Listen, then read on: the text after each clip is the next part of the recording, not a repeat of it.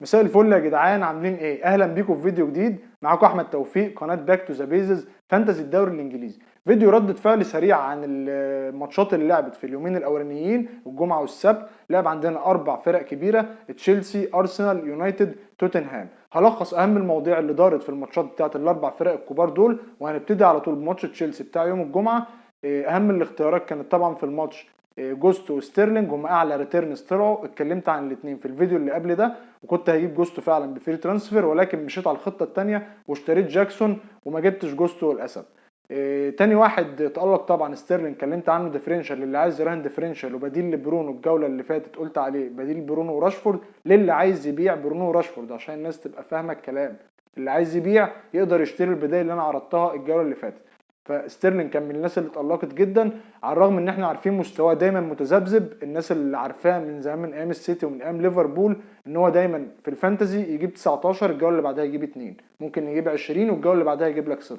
هو ده ستيرلينج. فانت لو تستهدفه على المدى البعيد كلونج تيرم، شايف الراجل فورمته كويسه، وتشيلسي لسه بادئه ماتشاتها الحلوه. فانت لو شايف ان انت اتاخرت في تشيلسي او الناس جابت خلاص اللي اشترى، ما تفكرش التفكير ده. روح على تشيلسي، تقدر تلعب دبل اب او تريبل اب من تشيلسي عادي جدا الفتره الجايه. هم اسهل جدوله هم مانشستر سيتي. تاني فرقه هنتكلم عنها هي ارسنال. وتقريبا كده يا جدعان انا بنسبه 65% فهمت ارتيتا هو بيعمل ايه مع جابرييل. ارتيتا يا جدعان هيلاعب جابرييل الماتشات الكبيره بس. هيلعب ماتش زي يونايتد، سيتي، ليفر، توتن، نيوكاسل. هيلعب الماتشات الكبيره بس. في الغالب يعني بنسبه 65% هيطلع ده الصح، لان هو من غير ما اخدك في حته تكتيكيه قوي او نتكلم في تفاصيل تكتيكيه في الكوره، هو لو لاعب فريق استحوذ عليه عدى ال 50% استحواذ، مش هي محتاج جابريال في حاجه. هو محتاج جابريال في الماتشات اللي هتبقى الفرقه الثانيه مستحوذه عليه وهجماتها اكتر، وهو مش هيبني الكوره من تحت كتير وهو مضغوط عليه. هيحتاجه في الادوار دي، ولكن هو بيشوف ان هو ملوش دور في المنظومه الدفاعيه اللي دايما هي اللي ضغط على الخصم. اعتقد ده اخر تخيل ليا. انا صبرت على جابريال كتير، وبقول لك لو معاك جابريال بيعه، وانا احتمال كبير جدا هبيعه او هقعده بنش الجوله الجايه لسوق الماتشات ولسوق جابريال نفسه. عشان انت تستهدف لاعب زي جابريال مدافع هيلعب لك ماتشات كبيره بس مش هتستنى فيها كلين شيت. اكيد دي حاجه وحشه جدا في الفانتزي انك تستنى منه ريتيرنز هجوم فقط لا غير. طبعا ده صعب. فبالنسبه لجابريال بيعه، وعندك بدائل كتير جدا. عندك تشيلويل، جوستو، ستيبانيان، ادوجي بتاع توتنهام ظهير الطاير فظيع. عندك ماتي كاش او لوكاس دين. كل دي استهداف ماتشات سهله الى حد ما، جدوله كويسه واحسن من جابريال بكتير. بالنسبه لساكا، ساكا على البيلن مفيش اي مشكله. تقريبا اللي حصل مع اوديجارد الماتش اللي فات ده كان اوديجارد مكابتنه في الفانتزي او حاجه كده يعني. انما ساكا على البيلن مفيش اي حاجه طلعت من ارتيتا. حتى هو كان مستغرب ازاي اوديجارد شاط البيلن في ماتش الماتش اللي قبله اللي كسبه 1-0 وكان بيلن حاسم. فهو كان مستغرب ازاي ان هو اللي خد البيلن. بالنسبه لتوتنهام لازالت اهم الرهانات جيمس ماديسون، هو محور اللعب، واودوجي الظهير الطاير. انا حاطه في الواتش ليست عندي من اول الموسم. شايف ان هو ستيبينيان الجديد، وبحب اكتشف دايما الاظهره اللي بتدخل العمق كتير، الاظهره اللي بتزيد. وفي خطه 3 قلب دفاع ودوجي واحد منهم. استهداف حلو جدا. هو طلع النهارده كان مصاب، ولكن تبدو ان هي اصابه خفيفه وهيكون جاهز ان شاء الله للماتش الجاي.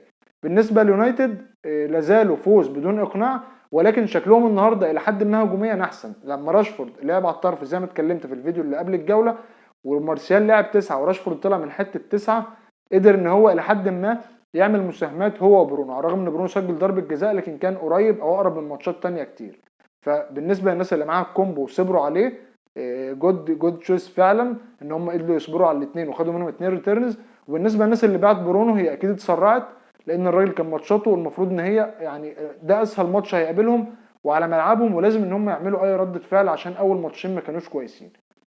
فهارد لك اللي باع برونو، كمل على خطتك. ما تفكرش انك ترجع برونو تاني. انت بعته عشان تستهدف حد معين للونج تيرم، كمل على الخطه بتاعتك. هي دي النقطه.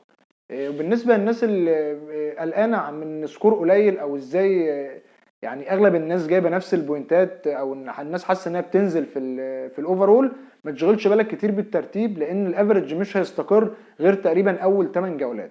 من اول 8 جولات يعدوا هتحس ان الافرج الى حد ما استقر. وكل منطقه 10000، منطقه 100000، نص مليون، مليون، كل منطقه بقى لها افرج معين. وده بيرجع لايه؟ لان دلوقتي في التوقيت بتاع اول السيزون بيبقى فيه اختيارات كتير، وكل واحد جايب اختيارات معينه مع تثبيت الكابتنه طبعا على ايرلينج هالاند. فبقت الاختيارات الصغيره او التفاصيل البسيطه هي اللي بتفرق فبتلاقي ان التجميعه معاك هي اللي بتفرق كل جوله. بمعنى ايه التجميعه؟ ان الجوله اللي فاتت تجميعه امبويمو ميتومو ومبويمو الاثنين مع بعض كانوا طالعين ب 26 بوينت. نفس التجميعه دي الجوله دي طالعين بثلاث نقط. الجوله اللي فاتت تجميعه راشفورد وبرونو كانت طالعه بثلاث نقط، 1 2 1 نقطه. الجوله دي التجميعه دي طالعه ب 12 و7 يعني 19 نقطه. فالكومبو هو اللي بيفرق معاك. اصبر على التجميعه بتاعتك لو انت واثق فيها وما تغيرش كتير طالما انت واثق في الرهانات اللي معاك. حبيت انقل لكم اهم اللي حصل في ماتشات الفرق الكبيره اللي دارت النهارده وامبارح. في انتظار ماتش السيتي بكره، عندي منه خوليان الفاريز وهالاند كابتن، ونزل لي مدافع من شيفيلد للاسف مكان الاخ جابرييل. مش مستني حاجه من احمد وزيتش اكتر من 2 بوينت حضور، يا رب يجيبهم وما يطلعش زيرو او سالب. اتمنى لو عجبك الفيديو تعمل لي لايك وشير وسبسكرايب، ولو انت بتتفرج علينا لاول مره شغل جرسك عشان يوصل لك كل جديد وتمشي معانا جوله بجوله. اشوفكم على خير، سلام.